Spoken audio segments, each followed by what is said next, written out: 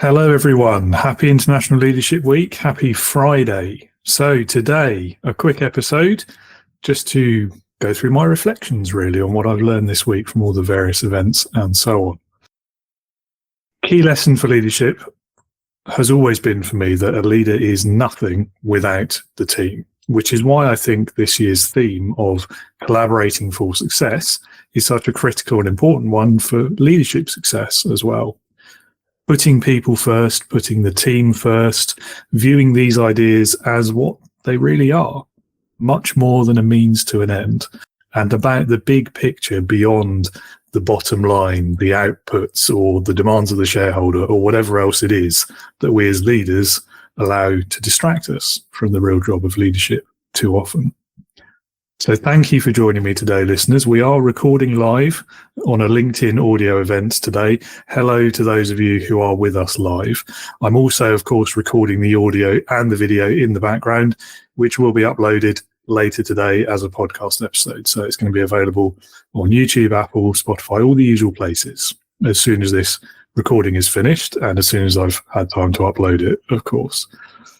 So reflections on International Leadership Week. It's been a busy one. It's been entertaining. It's been educational. And I think that theme of collaborating for success this year really seems to have struck a chord with a lot of people. And I do wonder whether that is maybe speaking to a wider desire to be better at working together in society as well as in the workplace. That's probably off topic though. So there's been some excellent events run by the Institute of Leadership and others as well this week, and I'll talk about a couple of those in a minute. And so starting on Monday, my goal for my own personal development, if you like, was to attend at least one event a day this week. And I think I've done pretty well on that, if I do say so myself. So this episode, what we're going to do is it'll be a bit shorter than the average, depending on how long my voice lasts. Suffering with the allergies a bit today. It's going to be in three parts, basically. So I'm going to kick off with a quick summary of some of those events that I've been to or that I've listened to. I'm going to pick out my highlights and some of the key learnings from all of that. Then we'll have a very short recap of the 4 previous episodes this week from Leading with Integrity, in case you've not had a chance to listen to them yet and you want to know what you've missed. And then we'll bring things to a close with my 5 words of the week that aim to tie all of that together and sum up what successful collaboration really rests upon, or at least my interpretation of that from everything that we've seen and heard this week.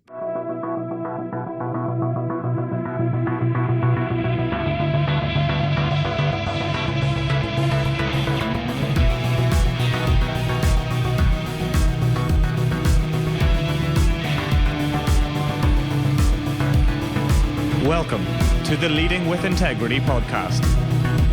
Leadership talk for the modern manager. With your host, David Hatch. Let's begin then with a quick sum up of some of the great leadership events that I've attended or listened to this week.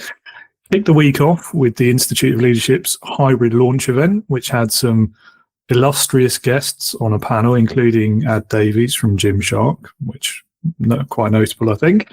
It was quite a good interactive session, I thought. There were audience questions. They had an app. It was all very clever. And some interesting conversations on the power of collaboration as well. I think the key themes that emerged were things like building trust, the role of leaders in creating that essential safe environment, the need for clear values and having that North Star to guide people towards. Using effective governance also came up, and there were also some thoughts on inclusion too. And the parts of the discussion that I personally found most interesting were things like when the phrase, "I don't have time to build relationships or to collaborate," was given as an example, as a question even, of why leaders struggle with collaboration sometimes. And I thought the response to that from the panel was excellent. I'm not going to repeat all of it, but it summed up really was having those strong relationships saves time. And there are also some great thoughts on helping junior leaders, new leaders, which of course resonated with me given what I do, and particularly helping them within a remote context where, pre-pandemic, they would have been used to that kind of learning on the job and having the example of a leader around them all the time. Whereas they won't necessarily get that same level of learning from their more experienced colleagues in a remote setting. I think that was quite a telling discussion within the wider context, though, of two issues that come up on Leading with Integrity quite a lot, particularly recently, such as the pressure to return to the office, and then the sometimes poor job that companies do at providing this good opportunity for leadership development. And maybe I'm missing the point, maybe I'm biased. I've no doubt, of course, there is massive value in face-to-face interactions. I'm not downplaying that by any means. I think where I'm less convinced is that leadership is necessarily best learnt by that sort of organisational osmosis. I think it needs to be a bit more intentional and strategic than that. I mean, it's fine if every leader in your company were an excellent, modern, people-first leader, authentic in all of their interactions, and they provide a truly worthy example.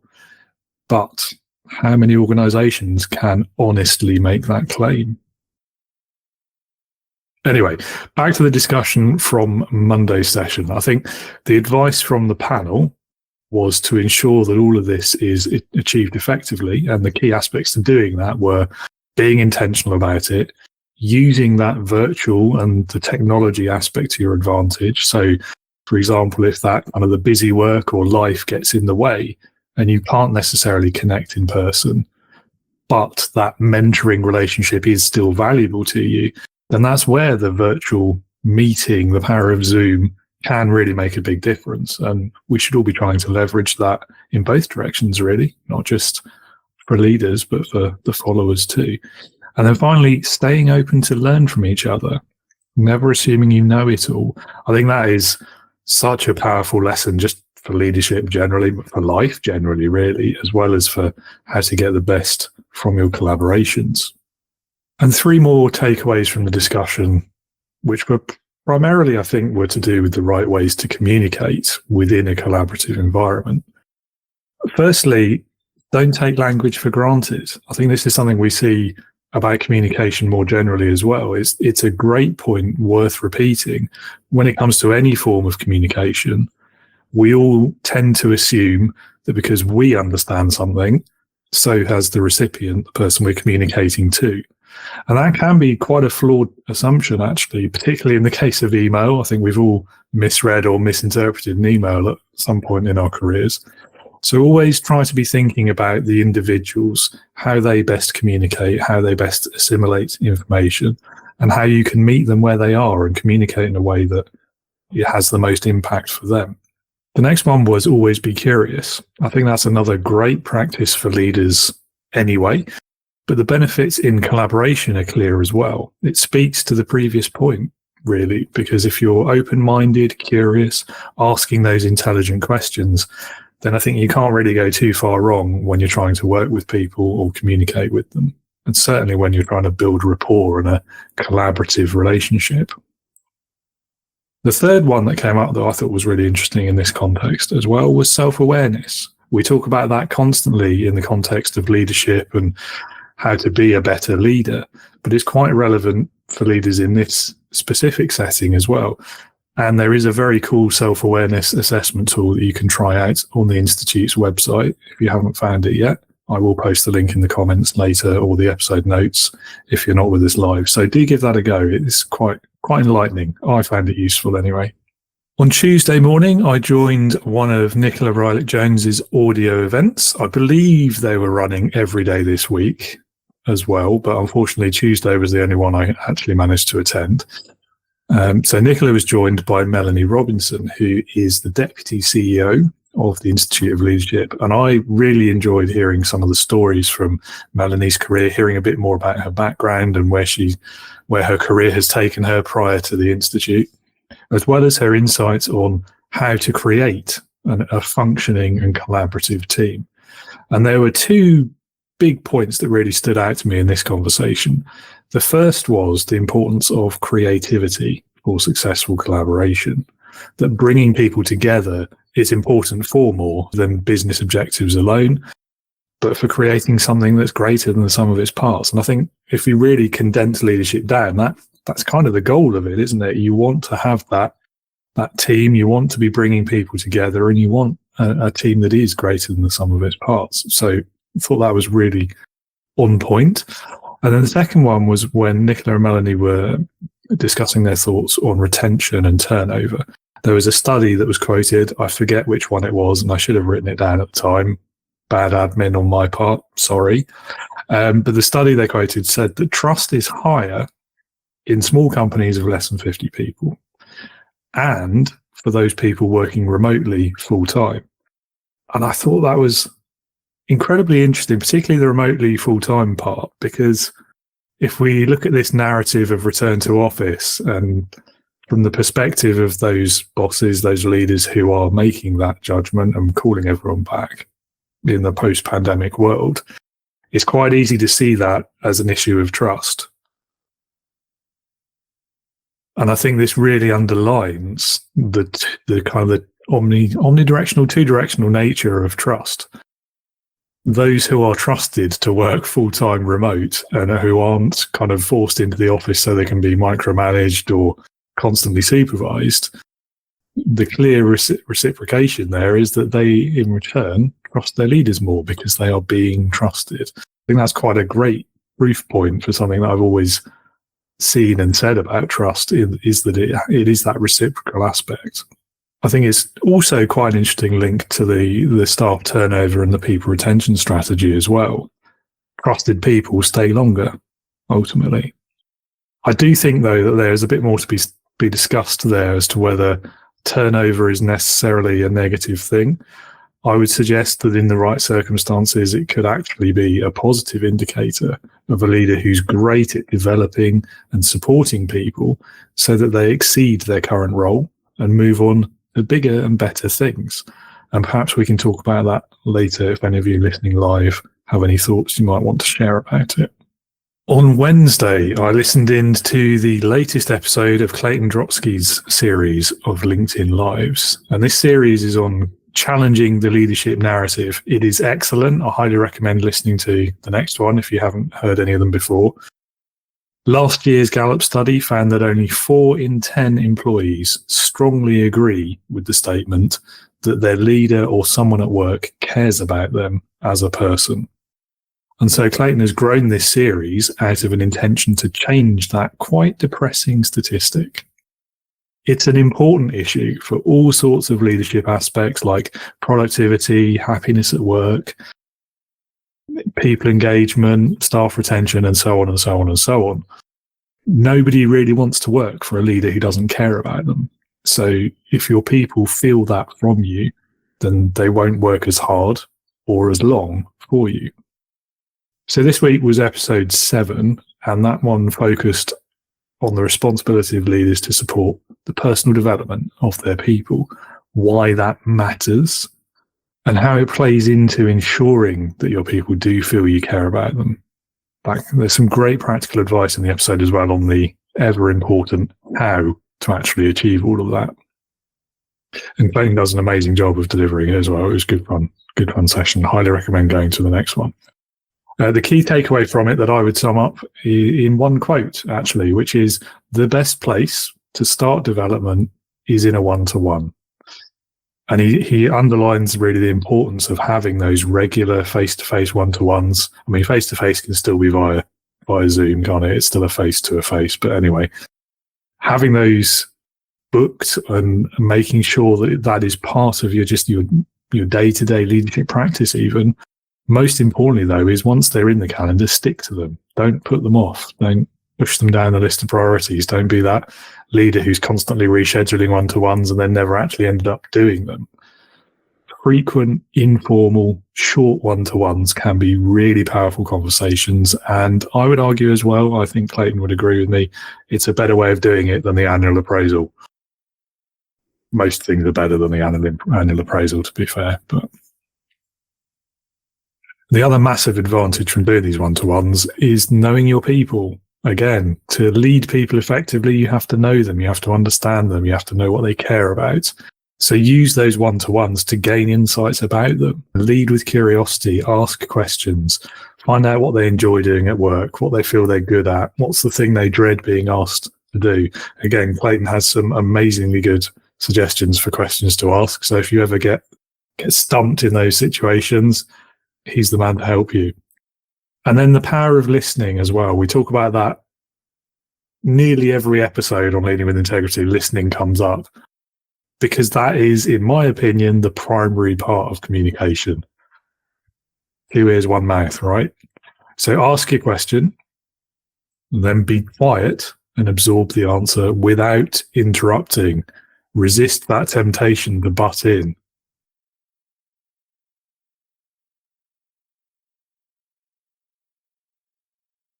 Sorry, I had to mute there because I was sneezing. Right, where was I? Yeah, so resist that temptation to butt in, because there's nothing worse than when you're trying to communicate and make yourself heard, particularly to your boss or your leader, and they just constantly interrupt you. It just sends the message they're not listening and they're not valuing what you have to say. So I could go on, but I'm conscious of time, especially for those of you listening live.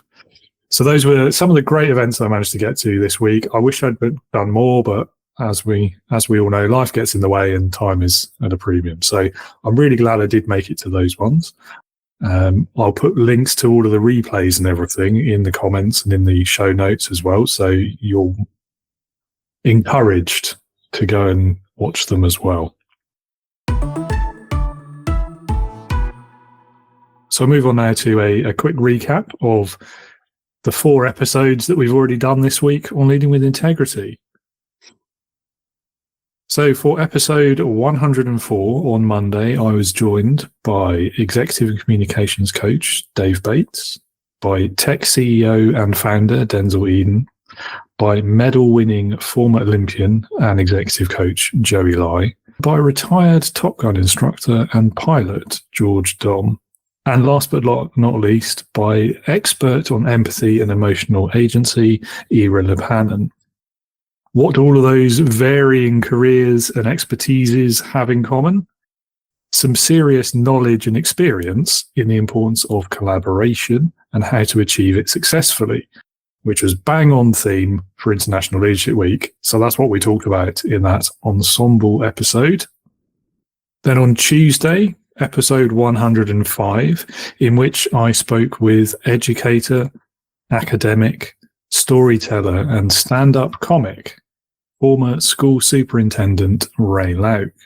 He had some great stories from his career, including the power of storytelling in bringing people along with you as a leader, his experiences coming out at work, which were largely positive as compared to those of some of his contemporaries, which he's been hearing about during his current research project. All of it highly relevant to successful collaboration and inclusive environments. On Wednesday was episode 106 with guest Raymond Kemp, a 33-year veteran of the US Navy and the first Black person to be a Fleet Master Chief of Naval Forces Europe and Africa, a role which saw him in a position of leadership over roughly 60,000 people.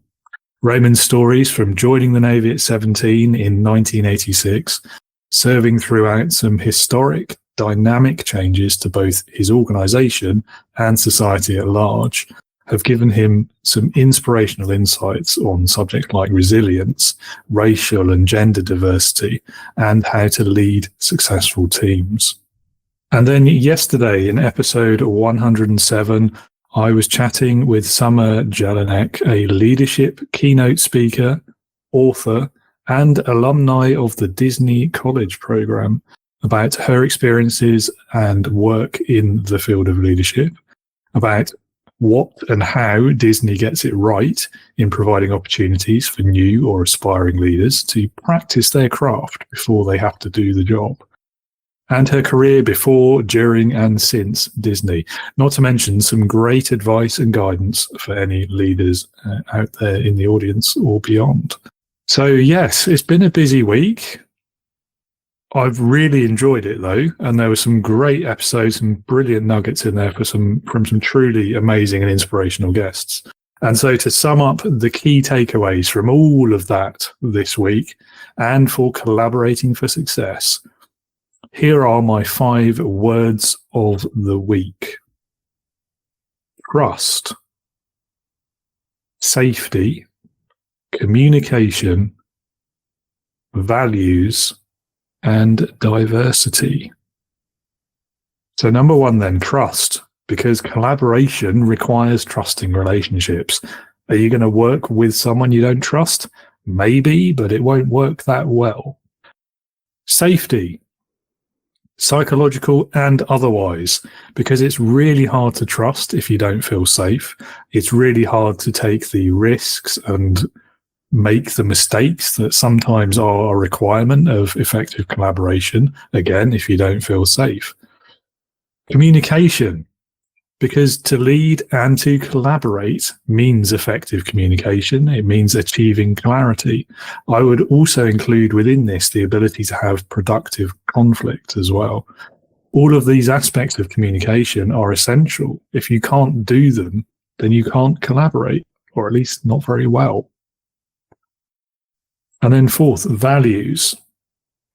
Understanding why you're doing what you're doing and how it's serving your mission, what direction you're going in, where that North Star is pointing you, is super important to really underwrite that great collaboration in any team and really get everyone bought into the same thing. And finally, diversity. Because having a variety of people, backgrounds, and crucially of ideas is the best, maybe the only way of creating a creative, innovative team that can collaborate successfully and can achieve the end goal, whatever it may be. Okay, so if anyone has any questions and you're here live, now is the time to hit that raise hand button. And also make sure your microphone's plugged in. But if not, then I'm going to close the episode with some of my favorite moments from our 4 interviews and, 8 guests, 4 episodes this week. Okay, it doesn't look like there's any questions, so I will go straight to playing it, and hopefully you'll be able to hear this all right. It's a bit of a low-tech solution. I'm literally holding my phone up to the microphone. So here we go. I think it is like we're in a very exciting time in redefining what is collaboration look like, and what does asynchronous collaboration looks like. Because I think that really democratizes opportunities around the world. In a job interview, and any time you're asked one of the common questions of, tell us a time when, or give us an example of, the interviewer is asking for a story. And if you can tell a story that creates a vivid picture in their mind, they will remember you. They will remember what you learned, what's important to you, what your values are. So it's been it started as a performance art, but it's really evolved into a professional skill. And it's a professional skill that every leader has to have. Fundamentally, you're going to collaborate with somebody most effectively when you really have a high trust relationship, right? So if you have shared values and you're operating, living up to whatever your responsibilities are in the collaboration. And let me tell you, the shift in giving direction and order to men only to bringing women on board and giving direction, to a mixed gender crew was significantly different, because there was still that measure of inferiority. Thankfully, David, someone told me, her name was Juanita Bennett. She told me in my second tour in the Navy, she said, this misogyny is the same thing as racial discrimination. And my first thought was, you got to be kidding me. However, it was still a seed that was planted. And so I know women are strong. I know that they're brilliant. I know that they can do all the things that men can do in most capacities. And so I became a champion, for them, because I realized that this measure of discrimination that we were applying to them was just wrong. The most common thing I see or hear from businesses and from teams is there's a lack of clarity. We have values. We know what our values are. What do those values actually look like in action? Your employees will talk about you around the dinner table. What do you want them to say? And I think for a lot of leaders that really it's like, oh, they're taking what I do home. And there was a study that came out by the Mayo Clinic. I'm not going to quote it, but it's been quite a few years. And it showed that a leader has more impact on their employees' personal health than the employee's physician. And when we think about what happens when we get a great leader, life just seems a little bit easier. It may be hard, but we know that we have the tools, the resources, and the support to do it. There we go. Some great moments there. That's pretty much all we've got time for. Thank you so much for listening, everyone. Regularly scheduled weekly episodes will resume next week, so I hope you'll be listening or watching again. I am genuinely super excited about next week's guest, Drew Dudley. It's no exaggeration to say he's one of my own leadership heroes. His famous lollipop talk on everyday leadership really was inspirational to me when I first saw it back an amount of years ago, but it was a difficult period of my own career as well. So it really spoke to me at the time. And in fact, I'm going to share that link to that talk in the comments as well, because if you've never seen it, then you need it in your life. And I highly recommend you watch it before you listen to the show next week. So yeah, that's pretty much it. Thank you again for joining me today. A heartfelt thanks to all of the guests we've had this week, to Dave, Denzel, George, Ira, Joey, Ray, Raymond, and Summer. Another shout out to Nicola and Clayton and to the Institute of Leadership for the great work that all of them are doing and the great stuff they've been running this week. And happy International Leadership Week to you all. And until we meet again, be a leader, not a boss.